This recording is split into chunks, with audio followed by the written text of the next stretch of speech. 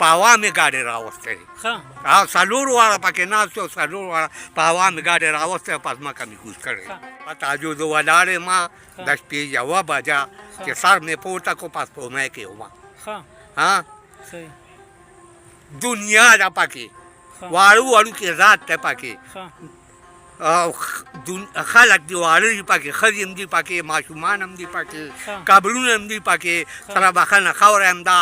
هر رنګه کاڼی هم دی پکې یو غر پکې نشته دی او باقي هغه ونه چې پکې د لاندې نه خلکو ته ښکاري هغه ونه پکې ده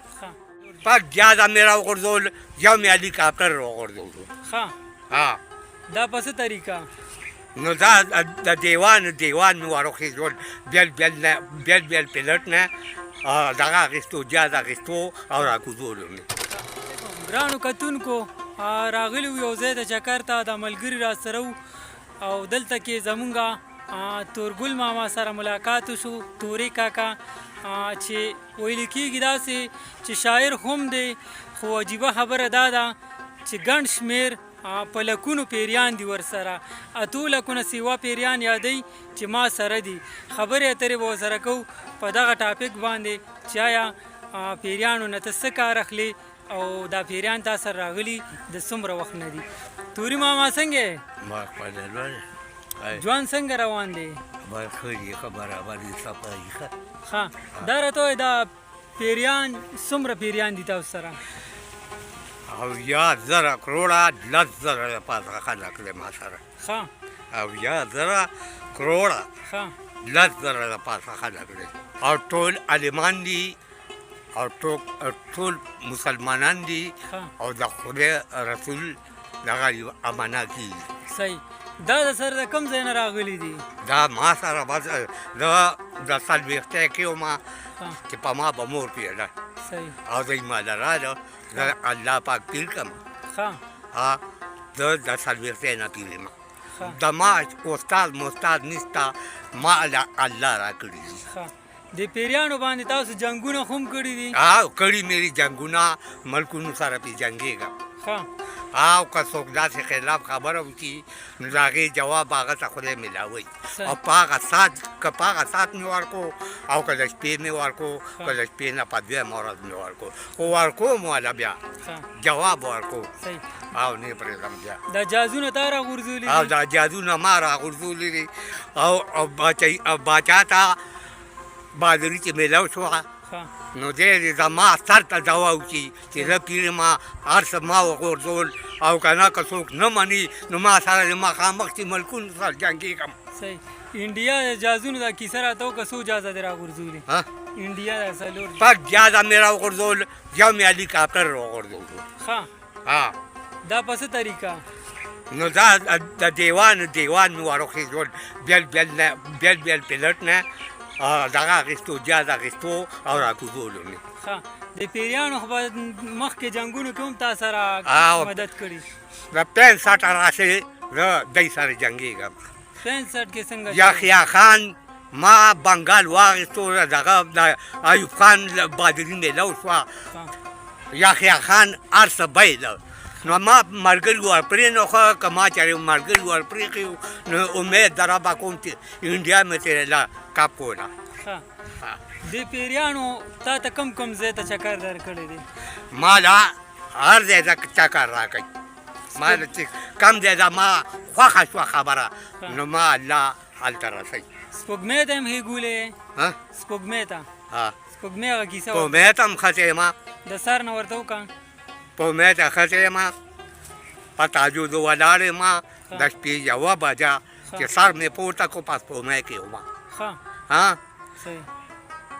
دنیا ده پکې واړو کې ذات دی پکې خلک دي واړه دي پکې ښځې هم دي پکې ماشومان هم دي پکې قبرونه هم دي پکې سره بخښنه خاوره هم ده هر رنګه کاڼی هم دی پکې یو غر پکې نشته دی او باقي هغه ونه چې پکې د لاندې نه خلکو ته ښکاري هغه ونه پکې ده ته وایه چې هلته کې نور څه وو نور څه وو تا وایې چې ما بیلچې راوړه خو بیلچې وه بیلچې د انګریزانو نه پاتې وه تقریبا د 15 کالو خبره وي هغه زنګوالې شوې وه ما کوزوله ما ته مشر بابا وویل چې مه کوزاو دا آرامه ده دا راته وایي بس پکې دی بس ختم شوه خبره ښه صحیح ده تاسو سره خو اکثر خلک بعضې کسان وي په مشاعرو کې دغه کوي چیړ کوي که نه نو دا پیریان ورپسې ورلیږي او که نه ورځي او دوه کسانو له مې پکې دغه ورکړی چې څوک زما شعر پټوي نو هغه چې دغه ته وګوري کاپۍ ته نو هغه خپل شعر به نشي ویلی هغه ټکي به ورته نه ښکاري نظر به وله بند کړم پته بیا نه لګي چې دا زه څه ویم او څه نه ویم توتانو پاڼې دي چې پې خرولي هغه کیسه راته توتانو پاڼې مې لړسي خوړلي او سرپرست باندې او چې ما ته یې کنځل کړل په موبایل کې ما چې کوم دی د توتانو پاڼې پې وخوړې ما ته یې لیونی جوړ کړو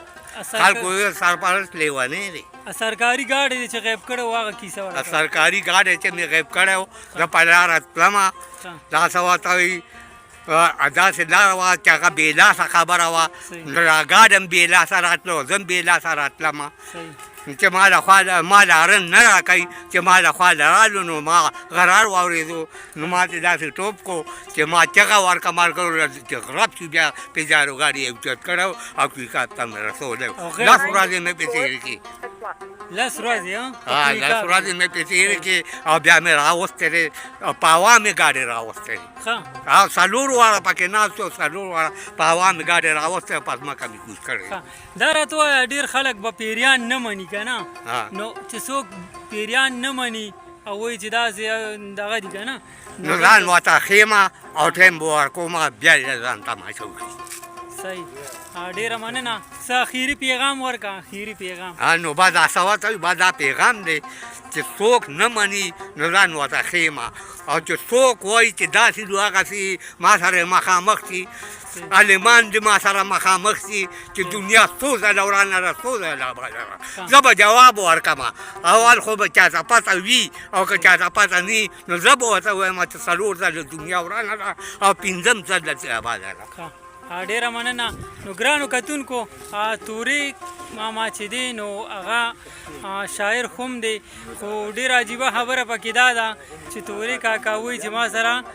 ګڼ شمېر پیریان دي نو د نه منلو خبره ده خو تاسو هم اورېده ما هم اورېده په دې سره مونږ ته راکړي اجازت چې چېرته هم یې ښاد او باد بریالي اوسئ د لوی الله په امان